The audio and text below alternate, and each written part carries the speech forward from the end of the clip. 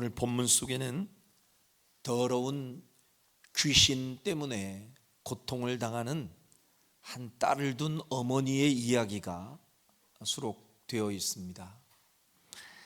흉악한 귀신, 더러운 귀신으로 표현되는 그 귀신에게 사로잡혀서 정상적인 삶을 살지 못하고 제대로 움직이지도 못하는 딸을 둔 어머니, 그 심정이 어떻겠습니까? 직접 만나 묻지 않아도 그 어머니의 심정이 어떠할지, 하루하루의 삶의 모습은 어떠할지 충분히 짐작이 되고도 남습니다. 매일같이 한숨과 눈물로 번복된 세월을 보내고 있을 것은 누가 보아도 자명한 일이요, 그 어미의 마음 고통이 얼마나 심했을는지 우리 모두가 다 충분히 짐작됩니다. 그렇게 하루하루를 절망적인 삶을 살고 있던 그 여인에게 어느 날 소문이 들려옵니다. 오늘 본문의 내용과 똑같은 내용이 기록되어 있는 곳이 마가복음 7장인데요 마가복음 7장 25절에 보면 이 여인이 예수님께로 나아오게 된 동기가 사람들이 전해준 소문을 듣고 예수님께 나왔다고 얘기합니다.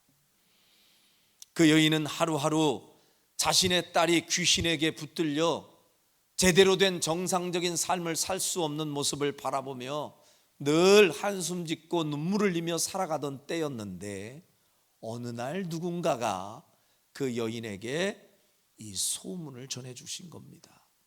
그 소문은 예수님에 대한 소문이었겠죠.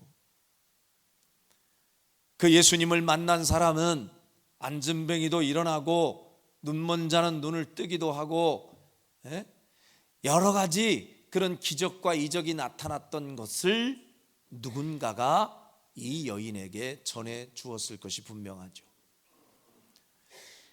이 대목에서 우리가 생각해 볼 것은 그 여인에게 누군가가 소문을 내지 않았다면, 이 여인의 입장에서 그 소문, 예수님에 대한 이야기를 듣지 못했다면 그 여인과 그 딸의 운명은 어땠을까? 아마도 예수님을 만나지 못한 채 그렇게 늘 어둠의 권세에 사로잡혀 한평생 살다가 인생이 그렇게 마감되었을 것이 분명합니다. 그런데 감사하게도 그 여인에게 누군가는, 그 이름이 밝혀져 있지 않지만 소문을 내준 겁니다. 그 소문은 잘못된 소문도 아니고 헛된 소문도 아니고 가짜 뉴스도 아닌 진짜 거룩한 소문, 예수님에 관련된 기쁜 소식, 복음의 소문이었는 줄로 믿습니다. 그래서 누군가가 이렇게 소문을 내주는 것은 참 귀한 일입니다. 한 사람의 운명이 바뀔 수도 있고 인생이 바뀔 수도 있습니다. 지금도 우리 주변에 우리 이웃들 가운데 어떤 이는 어둠의 세력에 짓눌려 사로잡혀 정상적인 삶을 제대로 살지 못하는 안타까운 이웃 누군가가 있을 수 있습니다. 그에게 지금 아마 절실하게 필요한 그 소문, 예수님에 관련된 그 거룩한 소문을 그들에게 전해야 할 존재가 바로 여러분 자신임을 믿으시길 바랍니다. 어쨌든 그 절망적인 상황에 놓여 있던 이 여인은 그 거룩한 예수에 대한 소문을 듣고 용기를 내어 주님 계신 곳으로 뛰어갑니다. 예수님께 달려가 그 여인은 자신의 딸을 살려달라고, 내 딸이 흉악한 귀신에 사로잡혀 사람다운 사람으로 살고 있지 못하니 내 딸을 살려달라고 애원하며 간청하며 도움을 요청하고 있습니다.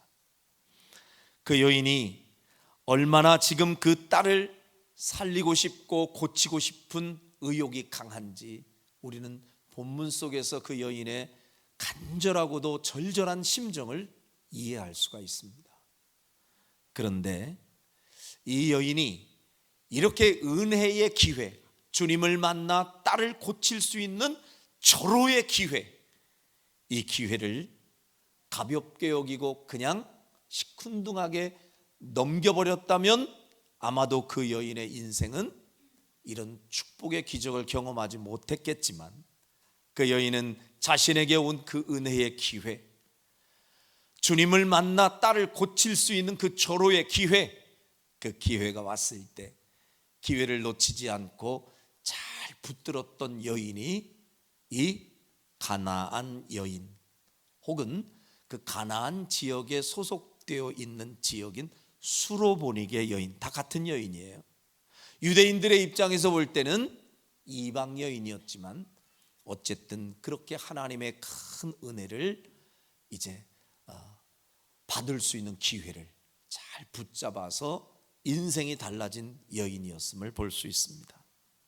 그런데 말씀드렸듯이 이 여인에게 거룩한 소문을 듣고 예수님께 달려가 자신의 딸을 고쳐달라고 애원하는 이 과정 가운데 생각지 못했던 엄청난 시험 혹은 장애물이 몇 번이 있었는지 모릅니다.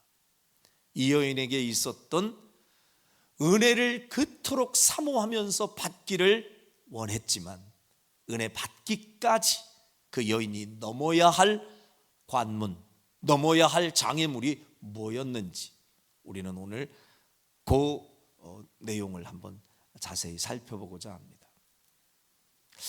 우리가 평소에 우리 예수님을 생각해 보면 그 예수님이 얼마나 인자하신 분이십니까?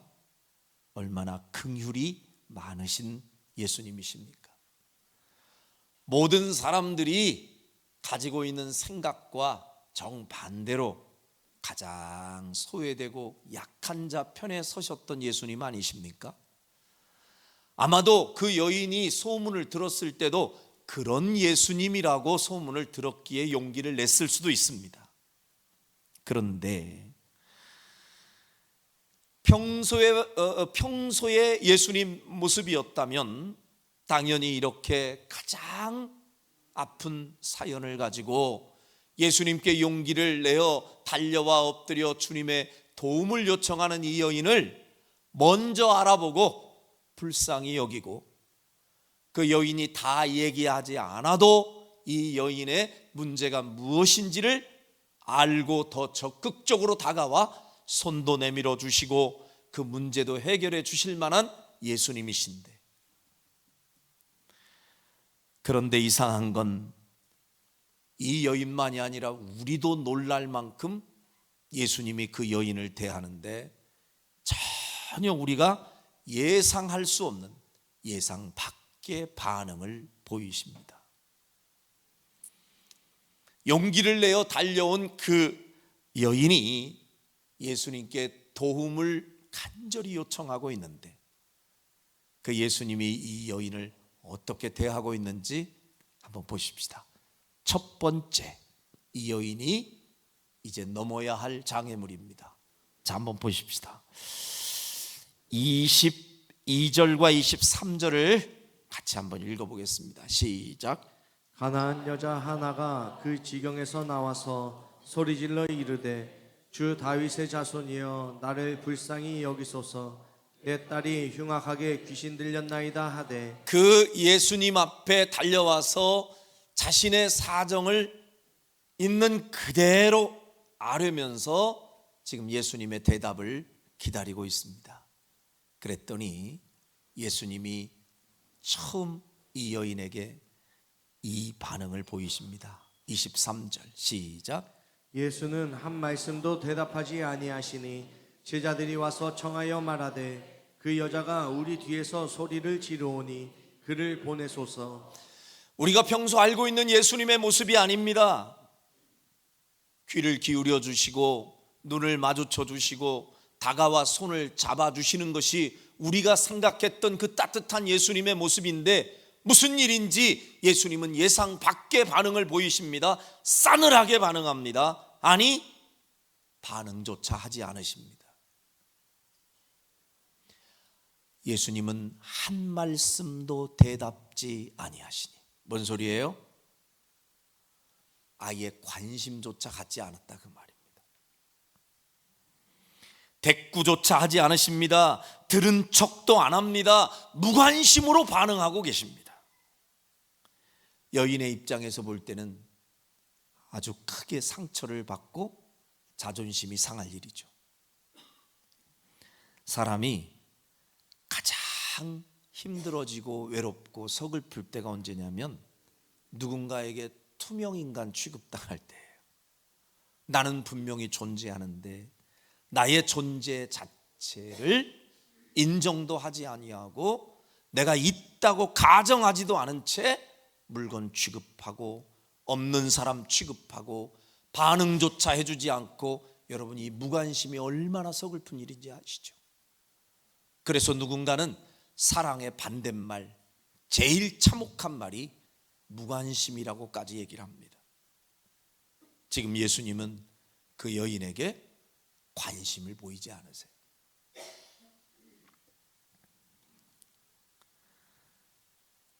그 여인의 입장에서는 이보다 더 큰 자존심 상함과 상처받을 일이 없죠. 그토록 애원하며 소리쳤는데 대꾸도 하지 않으세요. 반응조차 하지 않으세요. 그런데 이해할 수 없는 예수님의 반응은 여기에서 끝나지 않습니다. 갈수록 그 수위가 더 높아집니다. 철저히 이 여인을 처음에는 무관심하게 대하시다가 이제는 철저하게 따돌림 시켜버릴 정도로 예수님은 단호하게 그 여인을 쳐냅니다. 얼마나 소리를 애원하게 그 뒤를 따르면서 쳤던지 시끌시끌한 상황 가운데에서 제자들이 먼저 반응을 합니다. 아, 예수님, 우리 뒤에서 지금 소리 지르는 저 여자 때문에 아주 심란해 죽겠습니다. 예수님, 아무 말 안 하고 그냥 가지 마시고 차라리 저 여인에게 한마디 따끔하게 얘기해서 좀 보냈으면 좋겠습니다. 너무 시끄럽습니다. 심란하잖아요. 여러분 이 소리를 예수님만 들었겠냐고요. 아마도 그 여인에게 가장 먼저 그 소리가 들려오지 않았겠어요? 제자들이 오히려 자신의 입장에 서서 도와주는 게 아니라 주님 못 들으셨나 본데 지금 저 여인이 저렇게 간절하게 요청하니 좀 소리 좀 들어주시죠, 뭐 이런 소리를 해야 좀 제자다운 제자잖아요. 그런데 누구도 이 여인의 편을 들어주지 않습니다.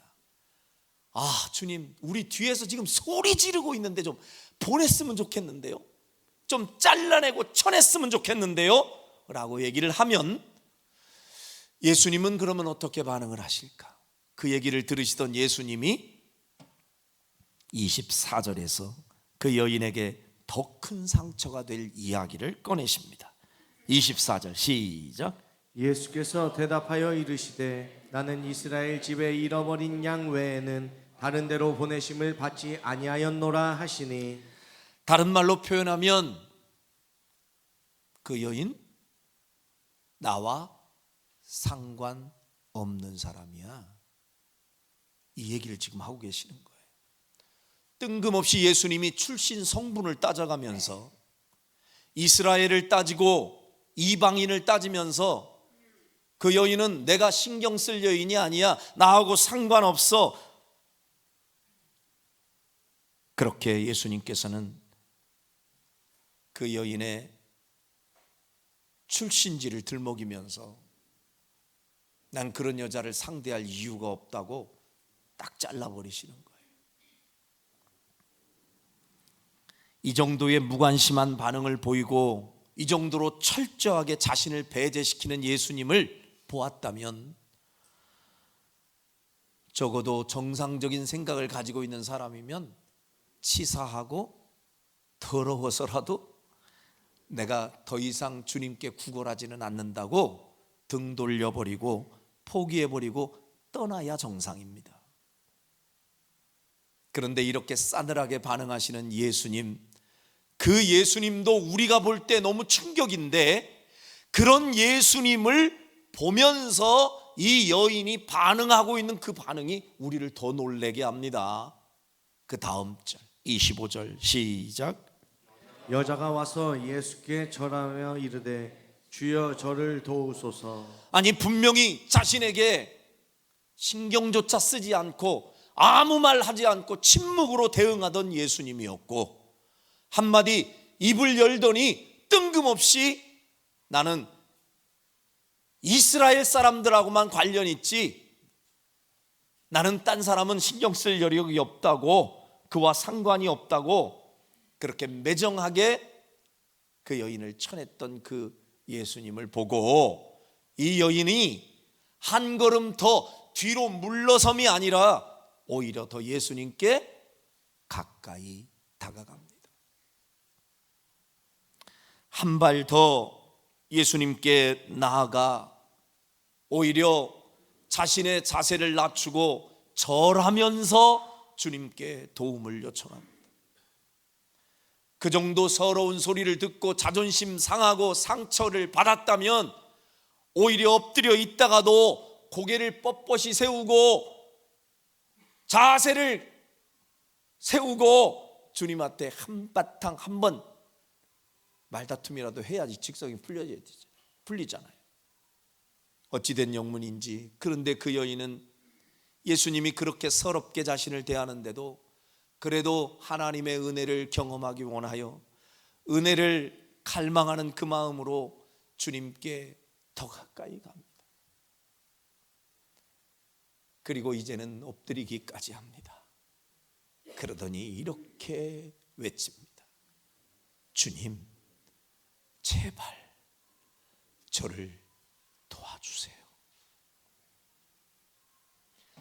그 무정하게 자신을 대하는 예수님 앞에서 주님, 제발 저 좀 도와주세요.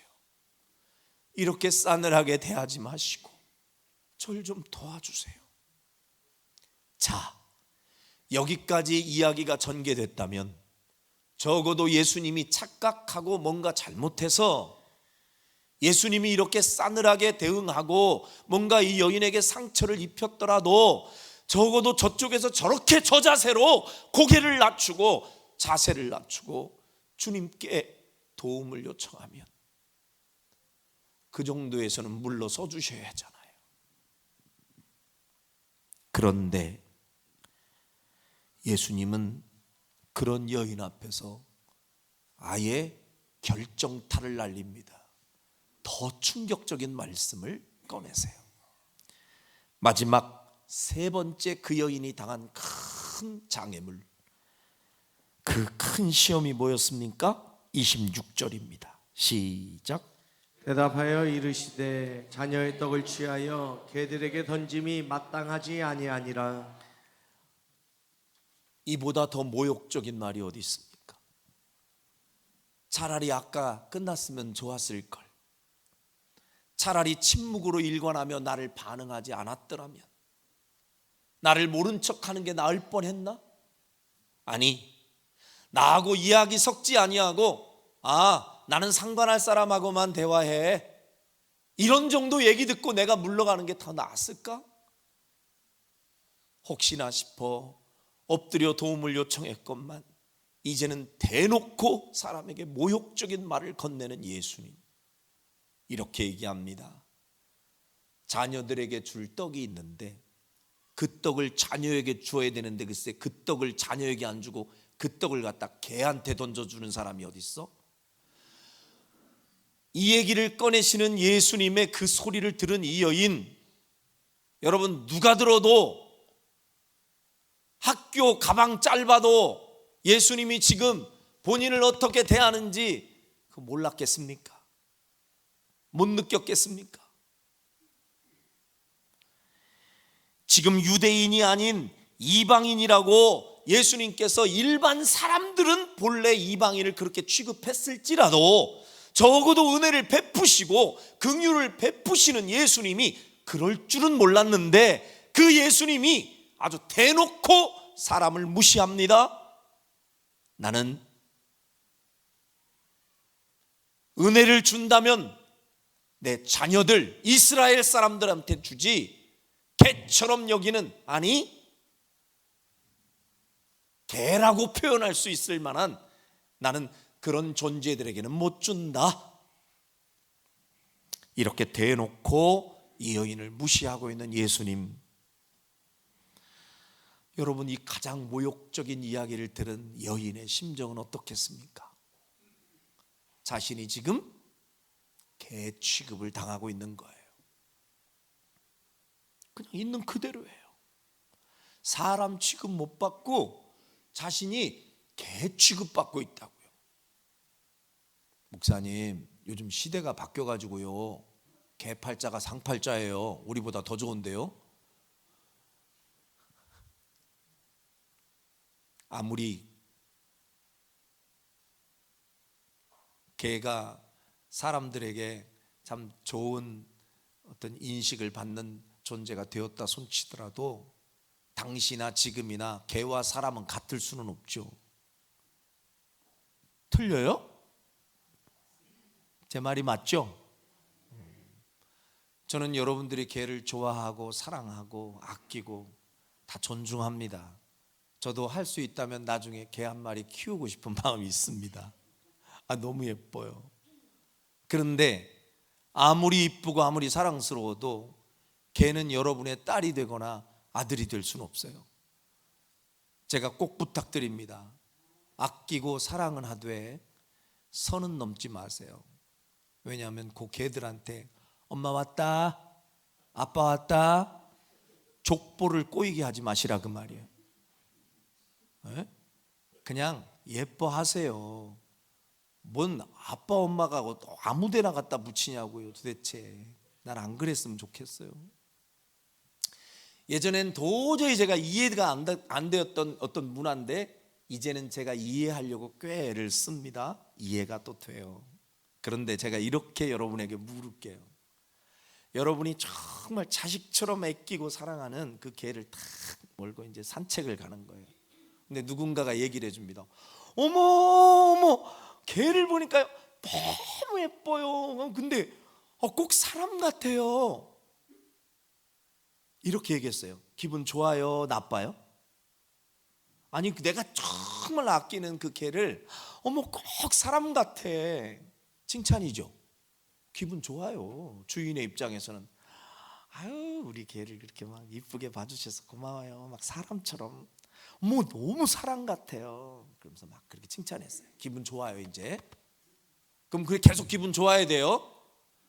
근데 제가 이렇게 바꾸어서 얘기할게요. 그렇게 좋아하잖아요 지금 개를. 근데 누가 이렇게 얘기해요.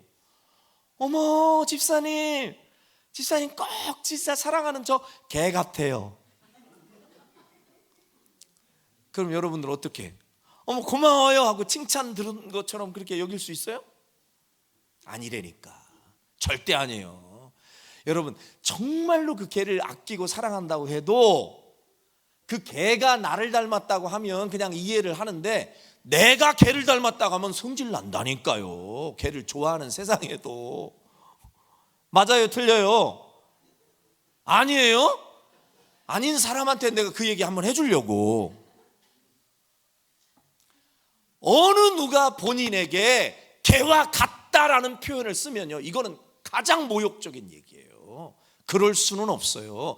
이렇게 개의 신분이 달라진 세상 속에서도 우리 보고 개 닮았다고 하고 개 같다고 얘기하면 못 참아요. 그런데 그 얘기를 누가 했냐?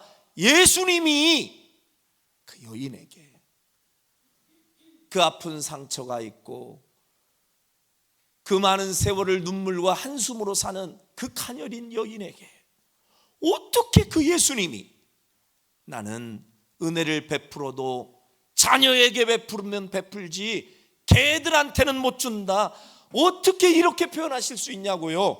그러면 아무리 참을성 좋고 아무리 믿음이 좋아도 내가 이제까지는 참았는데 이 소리 듣고는 못 참지. 끝. 그리고 예수님께 이별을 고하고 상처받고 자존심 상했다고 떠나가야 정상 아니냐고요. 감히 어찌 사람이 나를 개처럼 여길 수가 있느냐고, 내가 이대로는 못 참겠다고 아마 국민청원 글에 올려가지고 예수가 사람을 개로 취급했다고 그렇게 고발을 하는 사람도 있을 수도 있어요.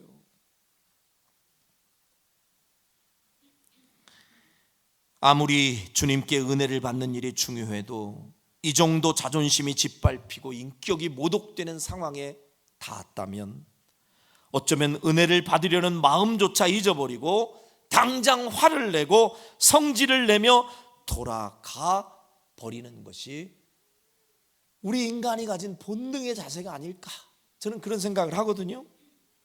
만일 여러분이 이 여인의 입장에 놓여 있었다면 여러분은 어떨 것 같습니까? 신앙생활하다가 상처받고 떠나는 대부분의 이유가 사실 이 자존심 때문일 때가 많습니다. 하나님의 은혜와 축복의 기적을 경험하기 위해서 우리가 넘어야 할 최고 어려운 장애물, 그것은 어쩌면 이 육신의 생각과 자존심일 수 있습니다. 신앙생활을 중도에 포기한 사람 가운데 누군가 자신을 알아주지 않고 자신을 무시해서 내가 상처를 너무 크게 받았다고, 내 자존심이 너무 많이 크게 상했다고, 또는 하나님이 딴 사람 기도는 잘도 들어주시는 것 같은데 어째 내 기도에는 늘 반응조차 하지 않으시냐고 침묵하시는 하나님에게 삐져서, 혹은 하나님은 왜 나만 미워하시는 것 같다고 스스로 방학에 들어가는 사람들도 저는 많이 보았습니다. 그런데 이 장애물을 뛰어넘어야만 경험할 수 있는 하나님의 은혜와 기적이 존재함을 믿으시길 바랍니다. 주님은 오늘 본문을 통해 그 메시지를 우리에게 주고 계시는 겁니다. 보통 사람의 상식으로 보면 이 여인이 큰 수모와 억울함을 당하는 것 같이 분명히 보이잖아요. 그런데 그 이면에는 예수님의 입장 속에서는요, 큰 기적의 은혜를 주시기 전에 그 여인의 믿음을 테스트하고 계시는 거예요. 근데 그거는 아무도 몰라요. 정작 그 여인도 본인이 지금 믿음을 테스트 받고 있다는 생각을 전혀 알지 못해요. 주변에 있는 사람들도 몰라요. 그런데 예수님은 그 마음으로 그 여인을 지켜보고 있어요. 자, 그렇다면 그 여인의 대답을 한번 봅시다. 그 정도 큰 상처받을 이야기를 들었을 때 이 여인은 도대체 어떻게 반응을 합니까? 27절 시작. 여자가 이르되 주여 올소이다마는 개들도 제 주인의 상에서 떨어지는 부스러기를 먹나이다 하니. 아멘. 이 여인이 예수님께 대답합니다. 예수님, 옳습니다. 여러분, 여기에서 어떻게 이 말을 할 수가 있어요? 너는 일반적으로 내가 대하는 사람 부류가 아니야. 나는 걔한테 은혜를 못 줘 라고 말하는 예수님 앞에, 예수님, 그게 말입니까? 그런 말이 어디 있습니까? 그 말씀 틀렸습니다, 이렇게 나와야 되잖아요. 그런데 예수님, 옳습니다. 옳습니다.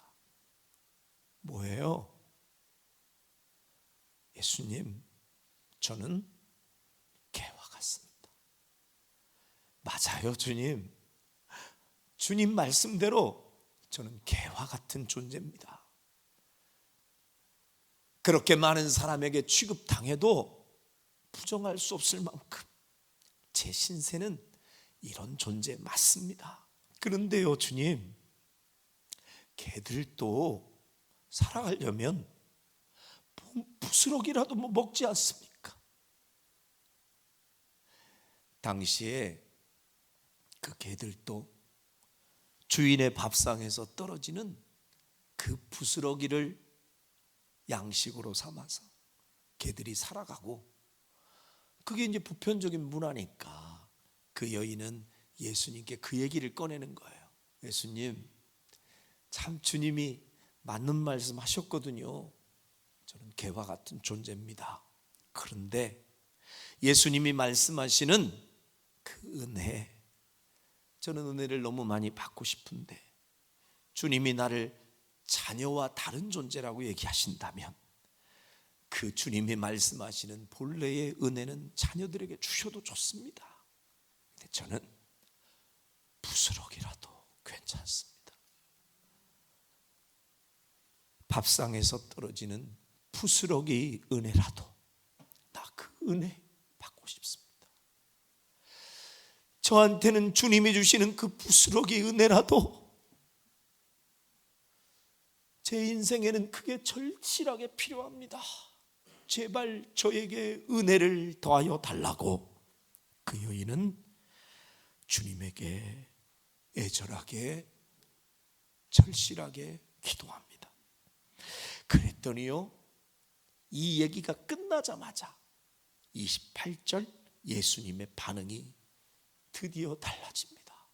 28절 시작. 이에 예수께서 대답하여 이르시되 여자여 내 믿음이 크도다. 내 소원대로 되리라 하시니 그때로부터 그의 딸이 나으니라. 할렐루야. 이제야 보입니다. 이제야 우리가 알던 예수님의 모습이 드디어 나타났습니다. 예수님이 드디어 이제껏 참으셨다가 이제껏 당신의 본 모습을 숨기셨다가 드디어 예수님이 완전히 달라진 180도 달라진 모습으로 이 여인에게 화사하게 웃으시며 따스한 손을 내밀며 이제 그동안 그렇게 듣고 싶었던 그 말씀 이제 남기시는데, 이에 예수님이 대답하여 이르시되, 이에라는 단어가 뭐예요? 어떻게 했기에 주님이 이런 대답을 하세요? 그 여인의 고백에 감동을 받으셨기에. 할렐루야. 이 여인의 고백을 들으시자마자 예수님은 곧바로 여자여 네 믿음이 참 크다. 이제 네 마음의 소원대로 되리라. 그 순간 외치는 그 시로 그의 딸이 낫게 되고 흉악한 귀신의 결박에서 자유하게 된 줄로 믿습니다. 여러분, 예수님이 보실 때 그 큰 믿음이 어떤 믿음이었습니까? 주님이 보실 때 그 큰 믿음은 다른 게 아니었어요.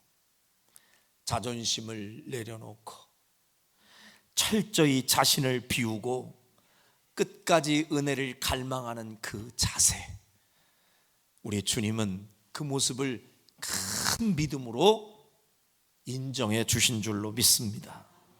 몇 번 기도하다가 안 될 것 같다고 스스로 포기해버림이 아니라 이렇게 끝까지 포기하지 않고 은혜가 임할 때까지 갈망하고 또 절실하게 구하는 그 자세, 이 가나안 여인의 그 마음의 자세가 여러분과 제가 가져야 할 자세인 줄로 믿습니다.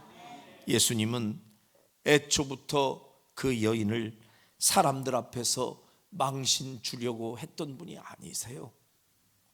예수님은 애초부터 그 여인을 많은 사람 앞에서 처절하게 망가뜨리고 무너뜨리려고 하는 의도를 가지신 예수님이 아니세요. 그럴 분이 아니세요. 그럴 분이 아닌데 침묵하고 계시고, 그럴 분이 아니신데 나를 배제해 하시는 것 같이 느껴지고, 그럴 분이 아니신데 내 자존심이 무너지도록 내버려 두시고, 그렇다면 이유가 있는 거예요.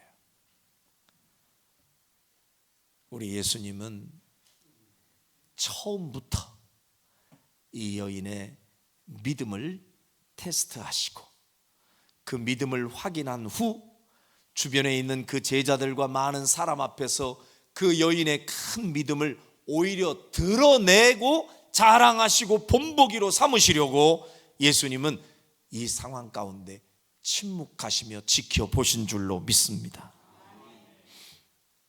신앙생활 가운데 최고로 어려운 관문 중에 하나가 바로 자기를 부인하는 일입니다.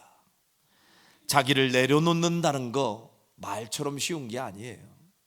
그래서 예수님은 마태복음 16장 24절에 누구든지 나를 따라오려거든 자기를 뭐하고? 부인하고. 자기 내려놓고 그 소리예요. 복잡한 생각 다 내려놓고 자존심 내려놓고 자기에게 주어진 십자가를 지고 나를 따를 것이라고 말씀합니다. 여러분, 은혜 받고 하나님의 기적을 체험하길 원한다면 쓸데없는 고집, 교만, 자존심, 복잡한 생각들 다 내려놓고 겸손한 자세로 은혜를 구해야 할 줄로 믿습니다. 부스러기 은혜라도 좋으니 반드시 주님이 베푸시는 그 은혜를 받고야 말겠다는 그 간절한 마음의 자세. 이번 성회 때에 이러한 겸손한 자세를 가지고 주님 앞에 엎드리고 부스러기 은혜라도 줬사오니 내게 은혜를 베풀어 달라고 누구보다 간절한 마음으로 갈망해서 결국은 하나님의 큰 은혜를 입게 되었던 이 가나안 여인처럼 하나님의 크신 은혜를 경험하는 여러분이 되시기를 주의 이름으로 축원합니다. 하나님은 부지중에 우리의 마음, 우리의 믿음을 본문 속의 여인처럼 테스트하실 때가 있습니다. 우리가 얼마나 겸손한 마음을 가지고 은혜를 구하는지, 어느 정도 우리가 우리의 고집과 교만을 내려놓을 만큼 우리의 마음이 낮아졌는지 겸손한지 주님은 체크해 보신다는 거죠. 또한 우리 속에 얼마나 하나님의 은혜를 받고자 하는 갈망함이 큰지, 얼마나 간절하게 그 하나님의 은혜를 구하고 있는지 우리 주님이 지금도 여러분의 마음을 테스트하고 계시는 거예요. 바라기는 이번 부흥 성회가 하나님 은혜를 크게 입어 여러분의 소원이 이루어지는 기회가 될 수 있기를 바랍니다. 여러분, 예수님의 능력이 아무리 커도요, 그 여인이 예수님을 만나기 위해서 그 은혜의 자리까지 나오지 않았다면 그 여인은 예수님의 기적을 체험하지 못해요. 그 은혜는 그에게 다가가질 못해요. 아무리 큰 하나님의 은혜가 근본 성회에 준비되어 있어도 은혜의 자리에 여러분이 나오지 않으면 그 은혜는 여러분의 몫이 아니에요. 그러니 기필코 어떤 상황, 어떤 여건, 장애물이 여러분을 가로막아도 내가 기필코 이번에 준비된 은혜 내가 받아야 하리라. 나는 부스러기 은혜라도 받아야 할 거야. 이 믿음을 가지고 믿음으로 주의 전을 향할 수 있는 여러분들 되시기를 주의 이름으로 축원합니다. 3일간 천국 병원에 입원했다 치고 여러분이 살기 위해 나 입원한다 하는 마음으로 3일간 예배에 참여할 수 있기를 바랍니다. 제가 보니까요, 어떤 분들 시간 좀 한번 냅시다. 아우 목사님 좀 얼마나 바쁜지 몰라요. 난 진짜 눈코 뜰 새가 없어요. 진짜 바빠요 그러거든요. 근데 어느 날 갑자기 시간이 확 생겨. 어디에서? 병원에서 입원해 있어. 아니 집사님 어쩌다 이렇게 돼 있어? 아니 막 다쳤어요. 아니 근데 너무 바쁘다며요. 입원도 못 한다며. 입원했는데 어떻게 해요? 아픈데. 아무리 바빠도 입원은요 해야 되더라니까. 그럼 없던 시간도 만들어지더라고. 강현자 집사님 맞죠? 맞다니까. 우리 강현자 집사님 그렇게 일주일씩 시간을 낼 뿐이 아니라 얼마나 바쁜데. 그런데 막 일주일씩 그냥 병원에서 그냥 가만히 계시더라고. 어떻게 가능하지? 입원하면 어쩔 수 없어요. 그런데 육신이 아파서가 아니고 여러분이 진짜 마음으로 천국병원에 입원했다 치고 여러분이 영혼이 살려고 아주 그냥 이 가나안 여인의 마음을 가지고 내가 무조건 이번에 주님을 만나 하나님이 베푸시는 은혜를 체험하리라. 이번의 은혜는 내가 반드시 부스러기 은혜라도 받으리라. 이 마음 가지고 주 앞에 달려올 수 있기를 주의 이름으로 축원합니다. 또한 이왕 하나님의 은혜를 구하려면 강 건너 불 구경하듯 멀찌감히 떨어져서 관망하듯 집회를 구경하지 마시고 시간 기필코 하나님의 은혜를 받고야 말겠다는 그 의지를 가지고 가나안 여인과 같은 그 간절하고도 절실한 마음을 가지고 시간 집회에 참석하시고 부스러기 은혜라도 줬사오니 주여 내게 은혜를 입혀 주시옵소서. 이렇게 주님 앞에 은혜를 간구하고 애원해서 평생에 잊지 못할 큰 은혜와 하나님의 능력을 덧입는 여러분 모두 되시기를 주의 이름으로 축원합니다. 기도하겠습니다.